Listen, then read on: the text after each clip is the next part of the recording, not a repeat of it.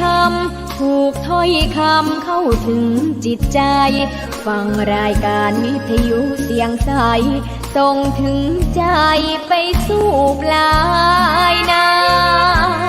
สารธรรมน้อมนำมองพระศาสดาบอกผู้คนทั่วลาหันมาเข้าวัดฟังธรรมคลื่นเสียงนี้เป็นคลื่นธรรมะจากใจส่งถึงบ้านไกลบ้านไกลฟังได้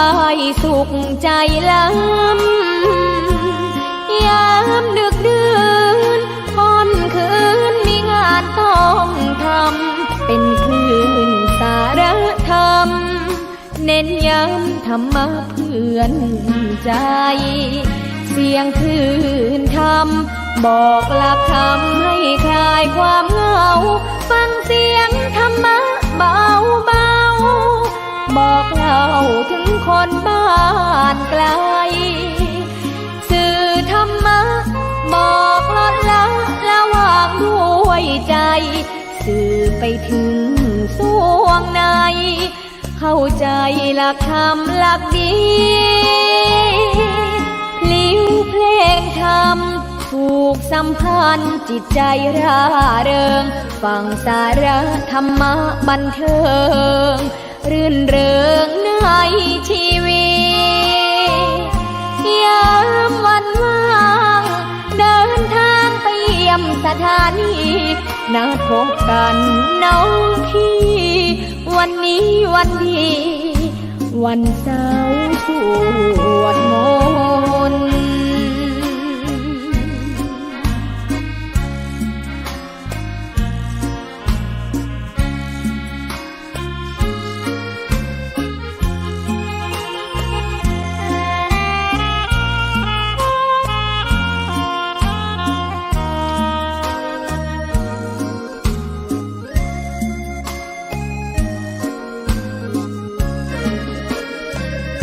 เสียงคลื่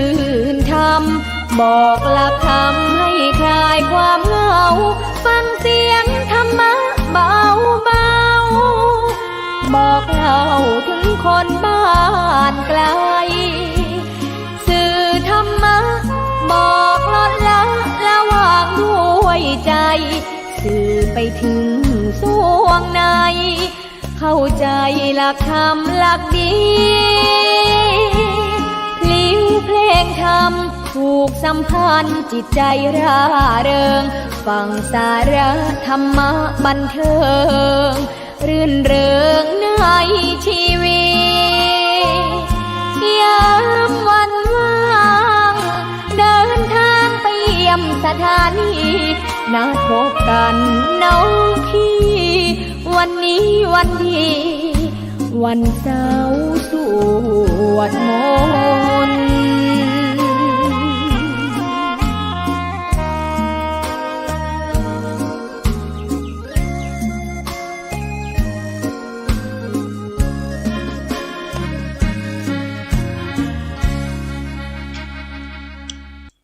ขอถวายความเคารพพระมหาเถรานุเถระครูบาอาจารย์เจ้าทั้งหลายทุกตนทุกองค์เจริญสุขเจริญธรรมจงได้บังเกิดมีแก่พุทธศาสนิกชนทั้งหลายที่ได้สดับรับฟังธรรมะทางสถานีวิทยุวัดฝายหินมหาวิทยาลัยเชียงใหม่ในเมื่อค่ำยามเย็นวันนี้เป็นวันพุธที่24 เมษายน พุทธศักราช 2567 เสียงธรรมวัดสลีโสดาพระธรรมจาริกก็ได้มาพบกับท่านสาธุชนผู้ฟังทั้งหลายในรายการอาตมาภาพท่านพระครูปัญญาสังฆการหรือท่านพระครูพรหมินทร์ผู้ช่วยเจ้าอาวาสวัดสลีโสดาพระอารามหลวงได้มาดำเนินรายการในสถานีวิทยุวัดฝายหิน 104.50 เมกะเฮิรตซ์ท่านอาจารย์พระครูสมุวิสุวัฒน์วรกิจโจ เจ้าอาวาสวัดฝ่ายหินผู้อำนวยการสถานีวิทยุได้ถวายชั่วโมงเวลาสารธรรมเอาไว้ให้กับวัดสลีโสดาพระอารามหลวงในตำบลสุเทพแห่งนี้เพื่อได้นำเอาสาระข่าวสารการกิจกรรมในด้านคณะสงฆ์ในด้านพระธรรมจาริกเอามาเล่าอู้สู่กันฟังมาปันมาฝากพี่น้องท่านสาธุชนคนฟังทั้งหลายด้วยการภาระหน้าที่ในการทำงานของวัดสลีโสดานั้นกว้างขวางไปสู่บนเขาบนดอยในป่าในดงในพื้นที่ของพี่น้องเจ้าเขาไปทั่วภาคเหนือช่วงนี้ก็มีกิจกรรมที่ผ่านไปก็คือปีใหม่เมืองและก็การบวชภาคฤดูร้อนได้มีการส่งน้ำพระธาตุดำหัวในวันขึ้นปีใหม่ก็ยังจัดการประปรายกันอยู่ทั่วสันดอยในวัดพระธรรมจาริกในจังหวัดต่างๆทั่วภาคเหนือโดยเฉพาะภาคเหนือตอนบนใน8จังหวัดและก็ภาคเหนือตอนล่างภาคกลางตอนบนรวมไปถึงจังหวัดสุโขทัยกาญจนบุรีเพชรบูรณ์อุทัยธานีกำแพงเพชรจังหวัดตากหลายที่ก็ยังอยู่ในช่วงการอบรมพระเนนภาคฤดูร้อนกันอยู่แล้วก็มีการส่งน้ำพระธาตุเจดีย์ส่งน้ำพระเจ้าส่งน้ำคณะสงฆ์สะเกาดำหัวตามประเพณีก็เอาขึ้นไปเผยแผ่ในบนเขาบนดอยเพื่อให้ได้ทำกิจกรรมต่างๆนั้นนะให้ได้สอดคล้องกับหลักธรรมคำสอนในทางพระพุทธศาสนาช่วงนี้ก็อากาศมันเปลี่ยนแปลงร้อนละอุญาติโยมอากาศอบอ้าวอากาศร้อนอาตมาภาพก็ยังสีจะเป็นไข้เป็นหวัดกันอยู่เนื่องจากเดี๋ยวร้อนเดี๋ยวเย็นเดี๋ยวอากาศขึ้นลงก็ทำร่างกายปรับตัวอาจจะบัดตันยังเป็นสีจะเข้าเป็นหวัดเป็นไอกันก็ฉันยาไปตั้งแต่เจ้ามาก็ช่วยให้อาการที่จะเป็นไข้เป็นเมื่อยนั่นก็พอดีขึ้นเนื่องจากความเร่าร้อนของอากาศแล้วก็มีข่าวสารต่างๆมีตั้งการเจ็บไข้ได้ป่วยการเสียชีวิตของช่วงอากาศร้อนนี่ก็ระมัดระวังในสุขภาพร่างกายกันด้วยเป็นสิ่งที่เราได้ประสบได้เจอเป็นเรื่องของธรรมชาติอากาศบางทีก็เป็นพิษเป็นภัยต่อชีวิตต่อร่างกายของเราด้วยวันนี้ก็จะได้นำเอาบทสูตรเบิกมาปั่นมาฝากพี่น้องท่านผู้ฟังทั้งหลายไปก่อนเนื่องจากเสียงก็กลัวจะเป็นว่าเป็นไอนักมันจะกว่าใครม่วนใครงานต่อใดนักก็จะได้รับฟังการสูตรเบิกของสบับวัดสลีโสดาพระอารามหลวงจังหวัดเชียงใหม่ซึ่งเป็นของโบราณเป็นลำบำทำนองสูตรเบิกของวัดสลีโสดาและมีใส่กาบในตอนใต้ที่ท่านทั้งหลายอาจจะเคยได้สดับรับฟังกันมาพอสมควรก็เอามาลืมมาเปิดให้ฟังกันเพื่อจะได้คลายร้อนในช่วงอากาศที่อบอ้าวก็จะเชิญพี่น้องท่านสาธุชนได้สดับรับฟังเป็นลำดับต่อไปนี้เนาะ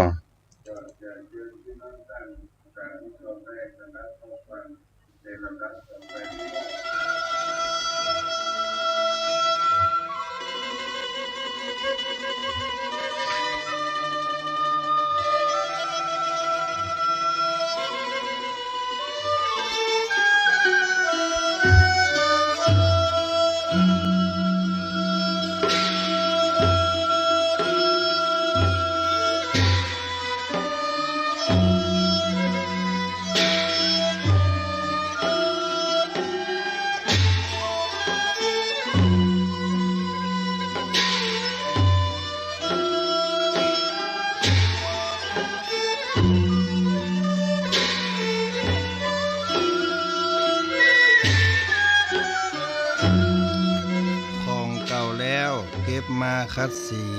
เอาเป็นของดีสืบไว้ไปหน้ากราบไหว้สาพระเถรานุเถระครูบาอาจารย์เจ้าจุตนจุองค์เจริญพรศรัทธาสาธุชนคนฟังทั้งหลายกระผมอัตมภาพพระครูปัญญาสังฆการ รองประธานคณะพระธรรมจาริกฝ่ายบุคลากรโครงการพระธรรมจาริกผู้ช่วยเจ้าอาวาสวัดสลีโสดาพระอารามหลวงจังหวัดเชียงใหม่ในนามคณะศิษยานุศิษย์และคณะศรัทธาวัดศรีโสดาเชิงดอยสุเทพตำบลสุเทพอำเภอเมืองจังหวัดเชียงใหม่ได้จัดทำซีดีบันทึกเสียงสูตรเบิกฉบับวัดศรีโสดา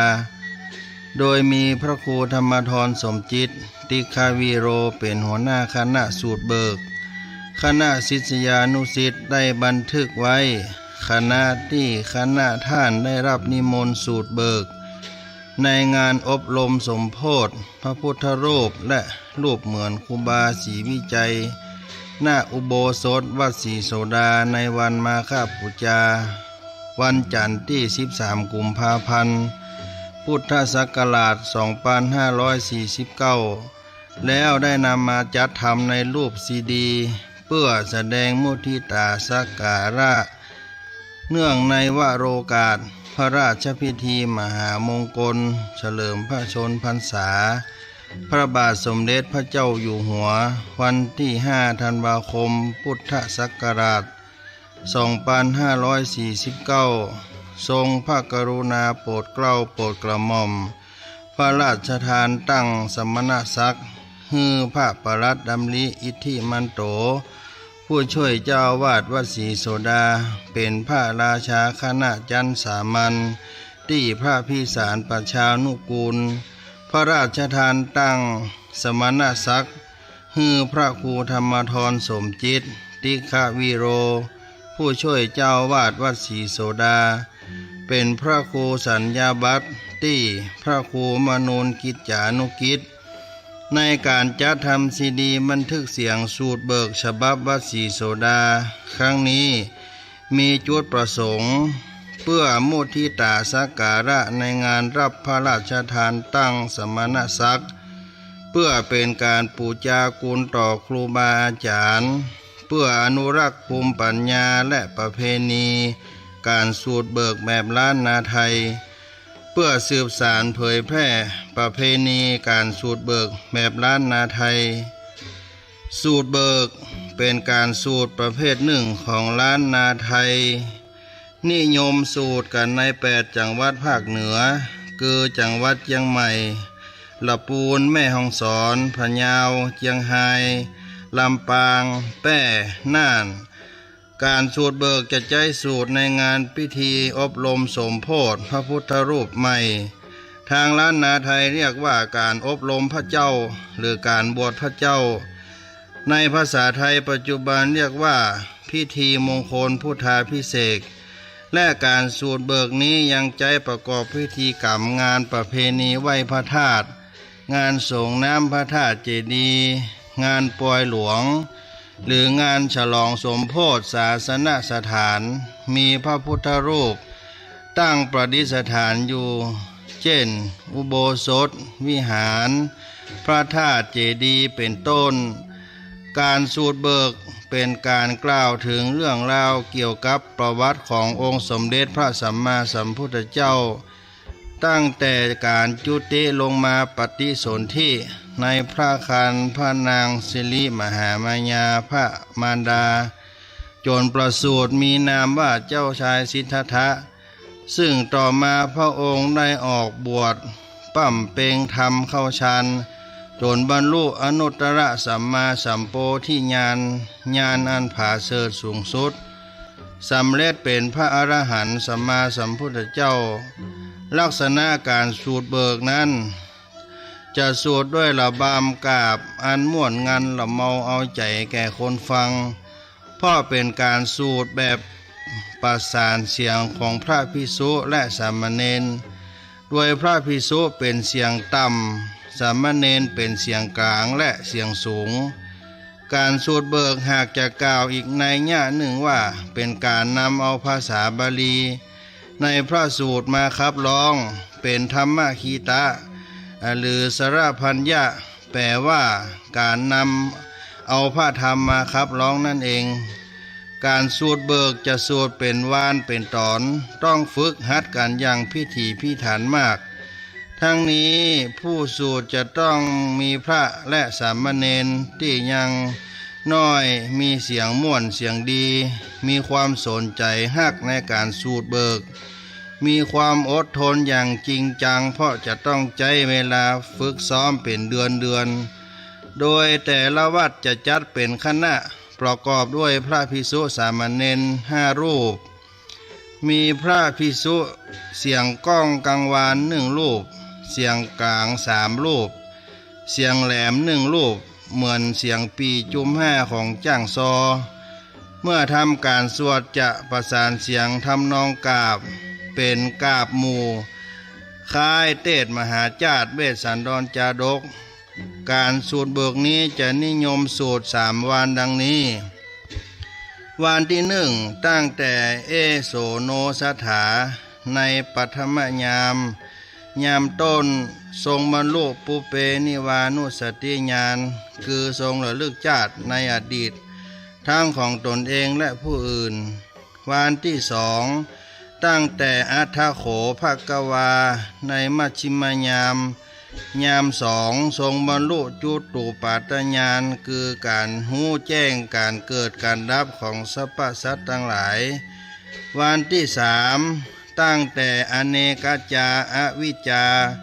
ในปัจฉิมยาม3ทรงบรรลุอาสวัคญาณคือหูวิธีกำจัดกิเลสด้วยอริยสัจ4คือทุกข์สมุทัยนิโรธมรรคได้ทลัดหูเป็นพระสัมมาสัมพุทธเจ้าในการสูตรเบิกนี้จะสูตรตามบทที่เป็นภาษาบาลีแล้วจะต้องมีกาบทำนองแถมใต้บทอีกทุกครั้งโดยเฉพาะวันที่1และวันที่2เพราะมีศรัทธาอุปาสกอุปาสิกานั่งฟังอยู่ในพิธีนั้นเป็นจำนวนมากกาบที่คณะสูตรเบิกนิยมใส่หรือขยายความเพิ่มเติมจะมี3 บทคือกาบสิทธาตออกบวชกาบพมรากาบศีล5กาบกาลวาคมาและกาบลาเป็นต้นวันที่ต้องใส่กาบนั้นมักจะเป็นวันที่1และวันที่2ซึ่งมีคนฟังกันนักส่วนวันที่3นั้นจะสูตรในเวลายามดึกและคนฟังก็บ่มีหลายประกอบกับต้องเร่งเวลาจะเริ่มสูตรในเวลาประมาณ4 นาฬิกามีเวลาสูตรเพียง1 ชั่วโมงต่ออันเพราะเวลา5 นาฬิกานั้นจะต้องเบิกพระเนตรพระพุทธรูปไขสายตาพระเจ้าต่อไปในการสูตรเบิกแต่ละวันนั้นก่อนที่จะสูตรและหลังจากสูตรแล้วนิยมตีก้องใจหรือกังสดานรับจังหวะไปเป็นทอดไปการสูตรเบิกฉบับวสีโสดาได้ปริวัติมาจากปัปสาฉบับของครูบาหมูวัดผาบ่องเมืองเชียงใหม่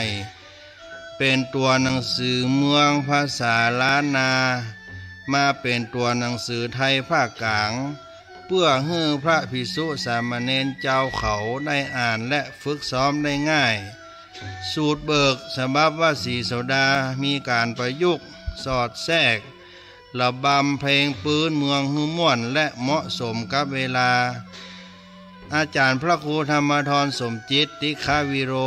หัวหน้าคณะสูตรเบิกผู้เรียบเรียงการสูตรเบิกได้เล็งหันความสำคัญที่จะสืบสานมรดกทางวัฒนธรรมล้านนาอันเป็นภูมิปัญญาของบรรพบุรุษที่มีคุณค่ายิ่งได้สืบทอดมาเป็นเวลาช้านานอยู่กับวัดสลีโสดาต่อไปการสูตรเบิกของคณะวัดศรีโสดามีระเบียบปฏิบัติการสูตรเบิกดังนี้เมื่อคณะสูตรเบิก กล่าวกรรมปุจจาพระรัตนตรัยไหว้พระเสร็จแล้วพระภิกษุผู้เป็นหัวหน้าคณะจะนั่งหันหน้าเข้าหาพระพุทธรูปใหม่ที่จะพุทธาภิเษกพระภิกษุสามเณรอีกจำนวน4 รูปจะนั่งด้านซ้าย2 รูปด้านขวา2 รูปหันหน้าเข้าหากันต่อจากเข่าพระภิกษุผู้เป็นหัวหน้าเข่าชิดกันทุกรูปคล้ายรูปตัวยูหากนั่งห่างกันจะทำให้การควบคุมเสียงลำบากทุกรูปถือได้สายศีลโดยเวียนขวาตามเข็มนาฬิกาแล้วสูดเบิกไปตามบทสูตรและใส่กาบต่อใต้จนจบจากนั้นทุกรูปนั่งคุกเข่าวันตาหลวงสู่มาพระพุทธพระธรรมพระสงฆ์และวันตาน้อยทำสามีจิกรรมต่อพระสงฆ์พระเถระที่นั่งเป็นประธานอยู่ในสถานที่นั้นเสร็จแล้วทุกรูปจะนั่งหันหน้าไปทางคณะศรัทธาอุปาสกอุปาสิกาที่ได้นั่งฟังอยู่ในคณะนั้นพระภิกษุผู้เป็นประธานจะฮือปอนโดยตั้งยะถาวาลีวหาไปจนจบแล้วพระภิกษุรูปอื่นก็จะรับสัพพีไปจนเสร็จพิธีในการสูตรเบิกคณะสูตรเบิกวัดศรีโสดาเชิงดอยสุเทพจังหวัดเชียงใหม่ที่ท่านจะได้รับฟังในโอกาสต่อไปมีดังนี้ 1. พระครูธรรมธรสมจิตติฆาวีโรหัวหน้าคณะสูตรเบิก 2. สามเณรจิรกิจสุภาเผ่ากะเหรี่ยง 3. สามเณรเพชรชัยคำฟั่นเผ่ากะเหรี่ยง 4. สามเณรพรเอฟบุญปันเผ่ากะเหรี่ยง 5. สามเณรชำนาญอุ่นอุดมวนาเผ่ากะเหรี่ยงหวังว่าซีดีบันทึกเสียงสูตรเบิกฉบับวัดศรีโสดานี้คงเป็นประโยชน์กับพระภิกษุสามเณรและศรัทธาสาธุชนทั้งหลายทั่วไปและขอเชิญรับฟังการสูตรเบิกฉบับวัดศรีโสดาเป็นลำดับต่อไป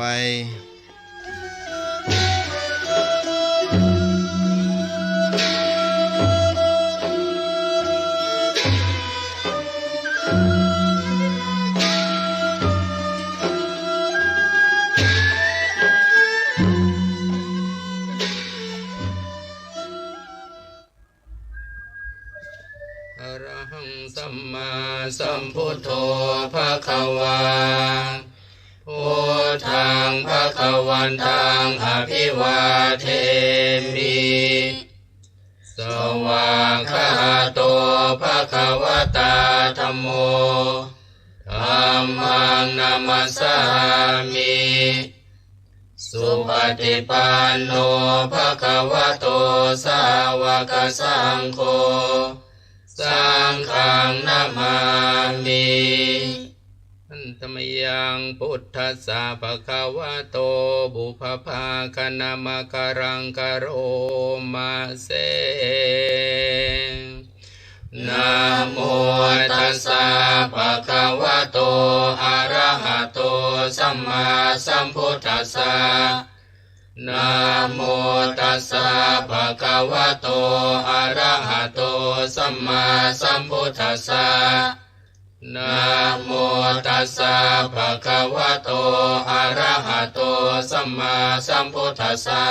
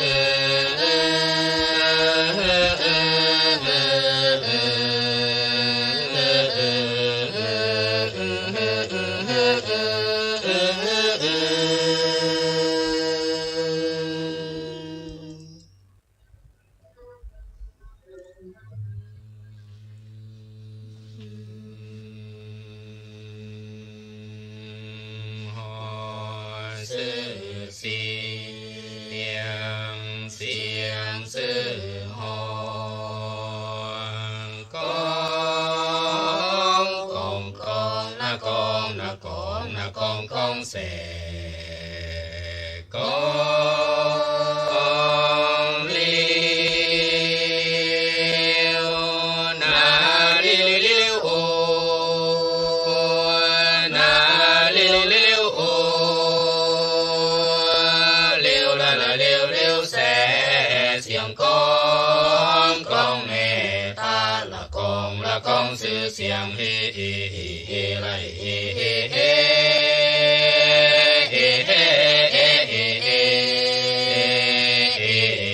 เสียงกองหน้ากองเสียงซื้อเสียงนะเสียงนะเสียงนะเสียงเสกองลีนาลิลิโอนาลิลิโอเลี้ยวละละเลี้ยวแสเสียงกองแม่ตาละกองสื่อเสียงเฮไรเฮ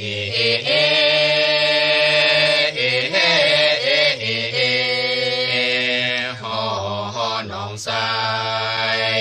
นาให้น้องซอกองตาละกองเสียงแสกองตาละกองเสียงแสกองหน้ากองสื่อมาสื่อกองเสียงสื่อมาสื่อกองเสียงนาเสียงน้ำไปบนละโอละแม่ไปบนกาละปนกาละแม่ไปบนดุย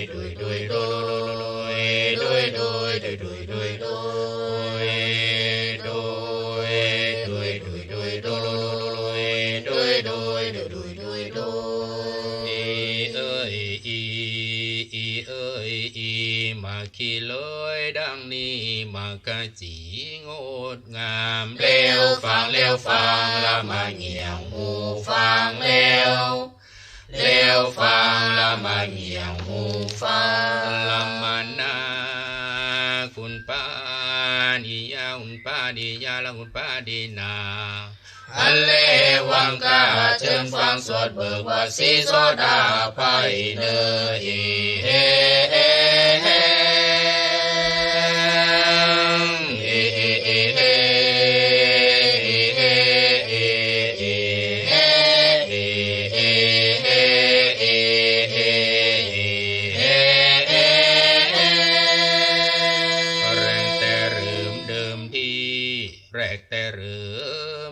ที่องค์พระมุนีอยู่ในประเทศอินเดีย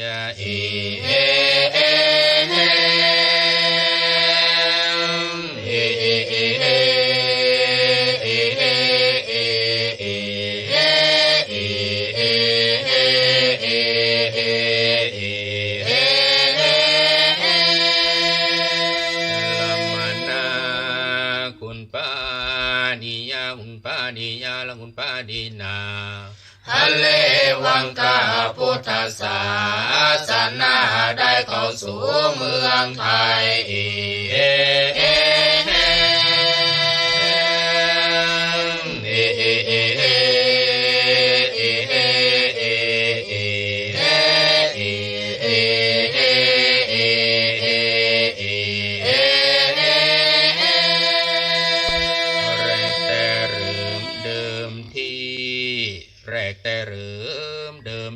มีพระโสนเทระพระอุตรเทระอรหันตานำพุทธศาสนาเข้าสู่เมืองไทย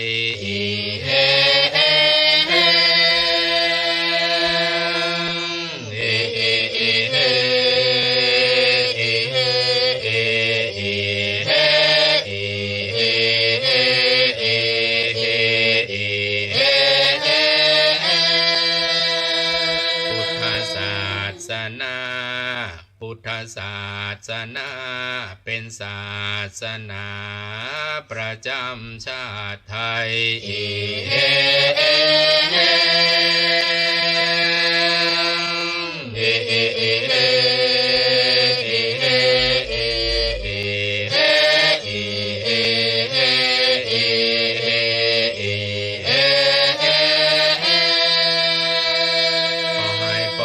พี่น้องตั้งหลายขอให้พ่อแม่พี่น้องตั้งหลายช่วยรักษาพุทธศาสนา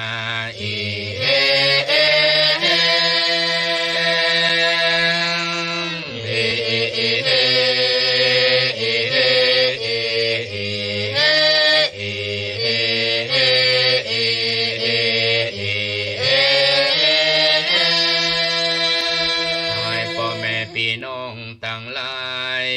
ขอให้พ่อแม่พี่น้องตั้งหลายอยู่สุขสบายจูผู้จูคน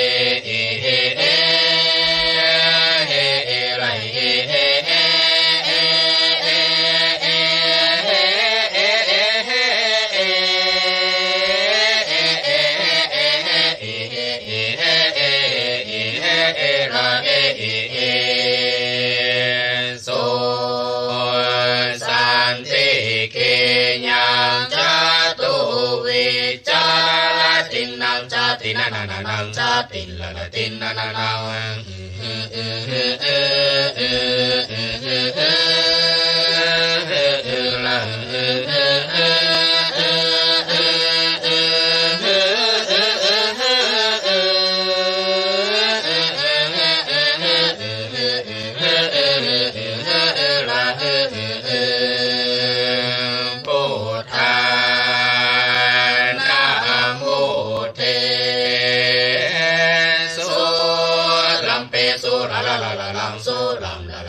ลัมเป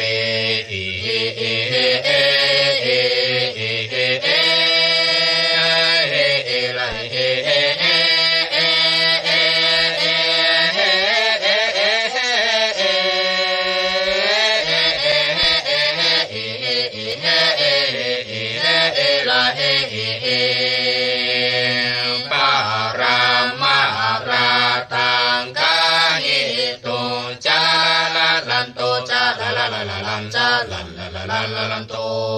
โอโอโอโอโอโอโอโอโอโอลาโอโอโอโอโอโอโอโอโอลาโอโอยะตาปิเวสันตาราภูมิปาโลโซปาโลลาลาลาโลปาโลลาลาโลลาลาโซโอโอโอโอโอโอโอโอโอลาโอโอโอโอโอโอ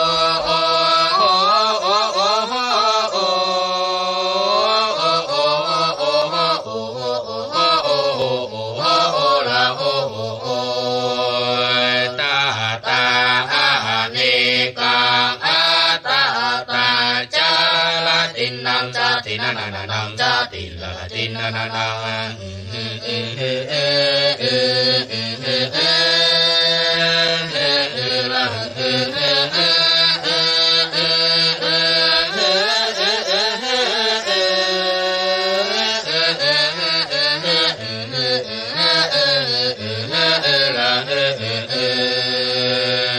ตังสัตตาวารังวาอนุโมจาลันโตจาลาลาลาลาลันจาลันลาลาลันลาลันโตโอโอโอโอโอโอโอโอโอลาโอโอโอ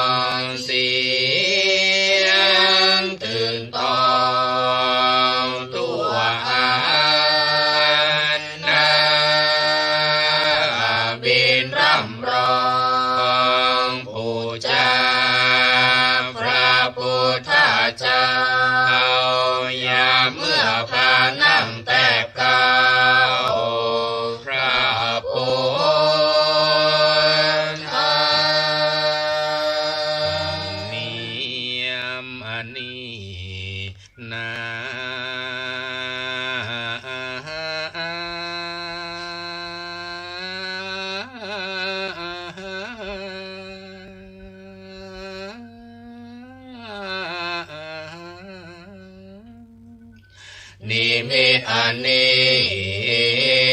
นาหากมีมาแต่เก่าปางเมื่อพระพุทธเจ้าธาราปายา ญญูอาวิชชาสิสาธุตาขาดแล้วสาธินั่งเหนือแท่นแก้วบานลางการยามนานนายามนั้นนามาลาธิราชคุณใจหานเกียรติกาเทียนจากฟ้ายวยวดโล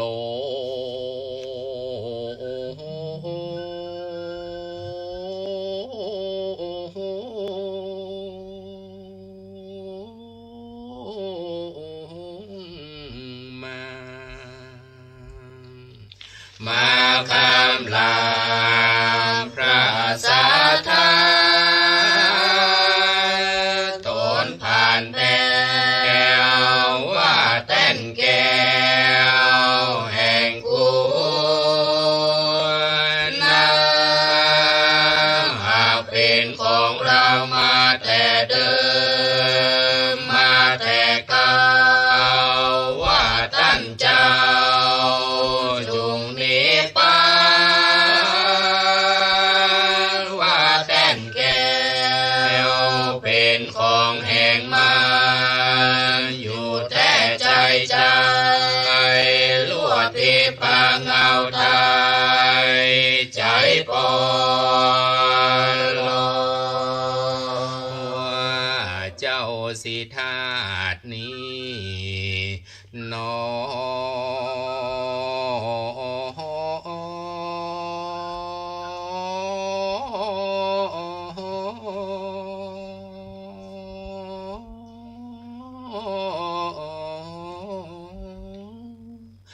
ว่าเจ้าสิธาตุนี้นอตั้งกระทำบ่จองบ่พากรตามทางลาว่าแต้นแก้วอันนี้นะว่าแต้นแก้วอันนี้นะหากเป็นของเรามาเดียงต่างใครรู้เสียงถามดู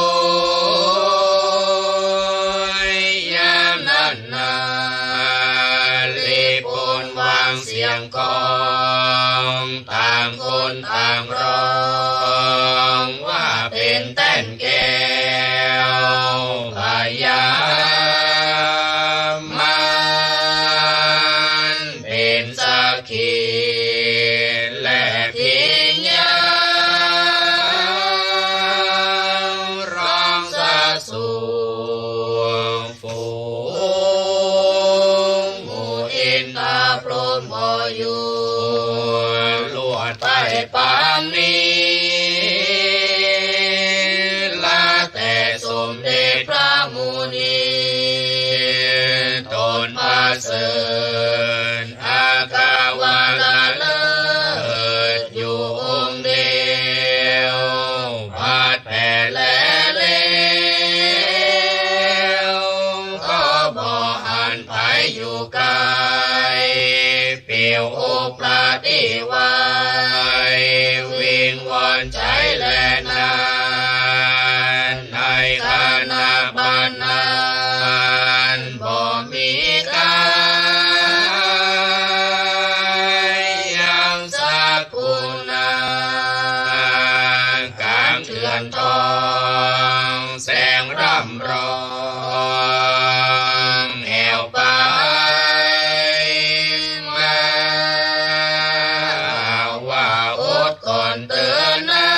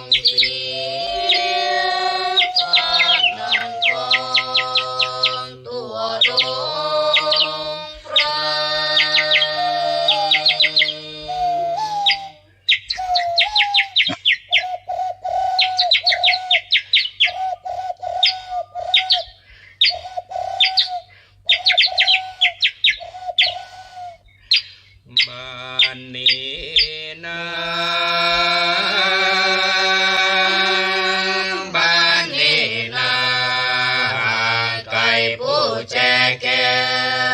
วก็มาค้างเสีย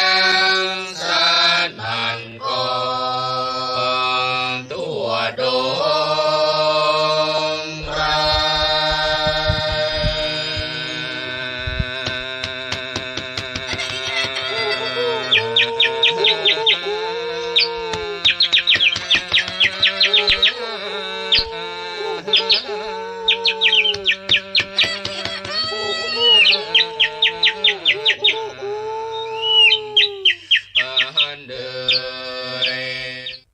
ก็เป็นบทสวดเบิก